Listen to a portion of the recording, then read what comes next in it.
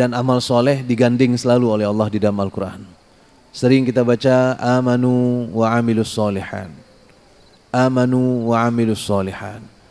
Tadi juga dibacakan oleh imam tadi surat Al-Isra.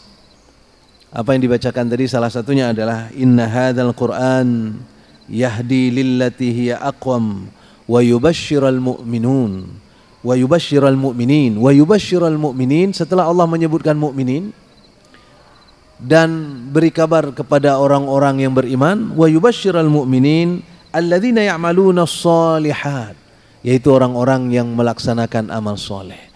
Jadi mukmin dan amal soleh itu adalah dua hal yang sangat terikat satu sama lain. Tapi sidang jemaah yang dirahmati Allah Subhanahu wa taala, kalau kita lihat kenyataan pada hari ini, orang-orang yang melakukan amal soleh sepertinya sedikit. Karena amal soleh sebenarnya bukan hanya sekedar sholat, bukan sekedar puasa, bukan sekedar zakat, sedekah dan sebagainya. Amal soleh juga bisa kita baca ketika orang parkir mobil. Amal soleh juga bisa terbaca ketika orang bermain bersama keluarga. Amal soleh bisa terbaca ketika orang berniaga. Amal soleh bisa terbaca ketika orang bercakap-cakap dengan sahabat-sahabatnya. Ketika berjualan, amal soleh semuanya. Dan itu salah satu yang mempesona orang-orang Aceh atau orang Indonesia secara umum dan orang Malaysia dulu ketika para pedagang Arab datang ke Nusantara. Para pedagang Arab datang ke Malaysia, datang ke Indonesia, mereka berdagang. Mereka bukan ulama, yang datang itu pedagang, bukan ulama. Tapi pedagang yang datang adalah pedagang yang beramal soleh. Pedagang yang datang adalah pedagang yang beriman dan memunculkan amal kesolehan. Maka ketika mereka berdagang dengan orang-orang Indonesia, dengan orang-orang Malaysia, mereka menunjukkan kejujuran. Bahkan kalau ada kelebihan dikembalikan. Kejujuran ini mempesona orang-orang Indonesia waktu itu. Mempesona kita waktu itu. Waktu itu Indonesia atau Malaysia lebih banyak dikuasai oleh agama animisme, dinamisme dan Hindu. Tapi waktu itu semangat kita dengan agama yang mereka bawa. Sehingga orang-orang di Aceh waktu itu terutama, gak usah kita cerita Malaysia lah, kita cerita Aceh saja. Ya. Orang-orang di Aceh waktu itu langsung bertanya, kenapa kalian tidak mau menipu? Kenapa kalian mengembalikan apa yang kelebihan padahal kami tidak tahu? Kenapa kalian menjual? Kalau mereka menjual sesuatu, mereka yakin dengan jujur mereka akui. Dan itu tidak dilakukan lagi oleh pedagang-pedagang hari ini. Pedagang hari ini kalau ada jeruk yang sudah busuk, setengah busuk, dengan jeruk yang baru dicampur. Dicampur. Supaya apa? Supaya semua laku. Nah, orang-orang Arab dulu yang datang berdagang ke Aceh itu ngaku. Ini yang busuk setengah, ini yang busuk habis, ini yang bagus. Ini harganya segini, ini harganya segini, ini harganya segini. Jadi itu memukau orang-orang kita. Kenapa? Itu bagian dari amal kesolehan. Jadi sidang jamaah yang dirahmati Allah Subhanahu wa taala, itu menjadi dakwah yang luar biasa padahal yang datang bukan ulama. Dan tidak ada dalam sejarah yang disebutkan bahwa para pedagang itu berdiri di atas podium seperti saya nih. Tidak diceritakan bahwa mereka berdiri di dalam pasar-pasar kemudian berceramah panjang lebar menggunakan ayat Al-Quran. Tidak ada. Yang mereka lakukan hanya berdagang. Dan mereka mempraktekkan dagang dengan jujur. Mereka mempraktekkan sikap yang sopan. Mereka mempraktekkan akhlak yang mulia. Dan itu mempesona kita. Kemudian orang-orang di Aceh pun bertanya, kenapa kalian begitu jujur? Akhlak kalian begitu luar biasa? Apa yang menyebabkan kalian demikian?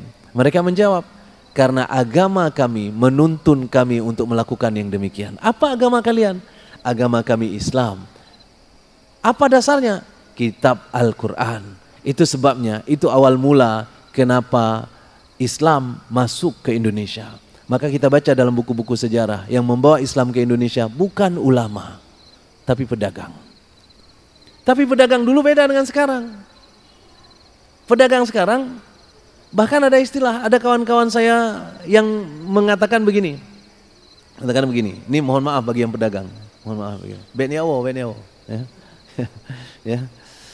Ini ungkapan orang, ya. Apa kata beliau? Begini. Jangan dekat kali sama dia. Kenapa? Dia itu dagang tuh. Artinya dagang, semua diolah untuk dijual. Salah-salah, kamu dijual sama dia. Ya. Itu yang dimaksud dengan dagang. Nah, dagang yang seperti itu tidak ada dalam Islam. Nabi sendiri adalah pedagang.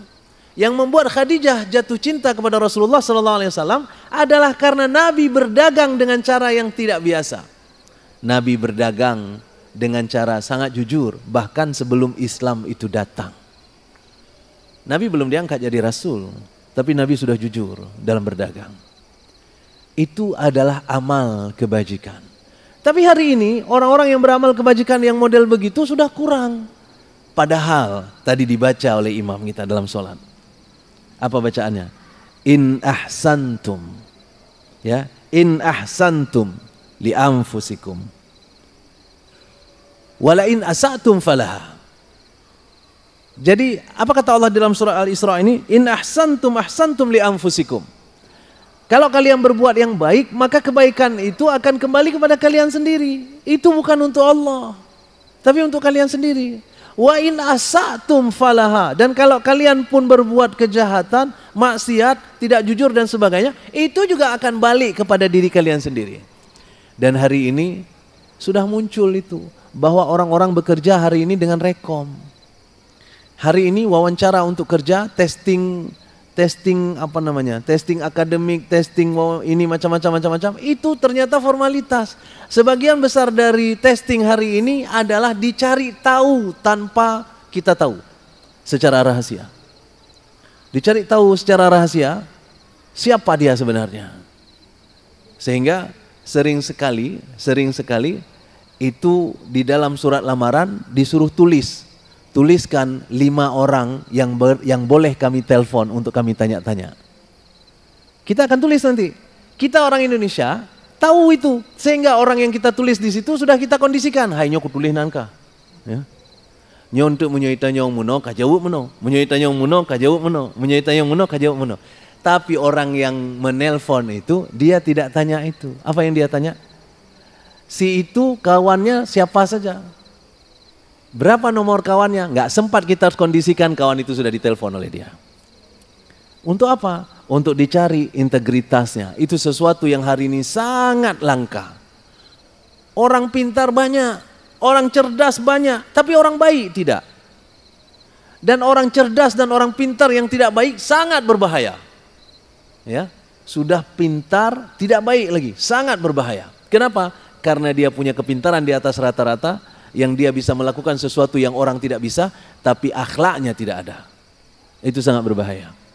Itu sebabnya sidang jamaah yang dirahmati Allah Subhanahu wa taala, ayat Al-Qur'an yang dibacakan oleh imam tadi sebenarnya mencoba menyadarkan kita bahwa semua kebaikan yang kita lakukan itu bukan untuk Allah, tapi untuk kita.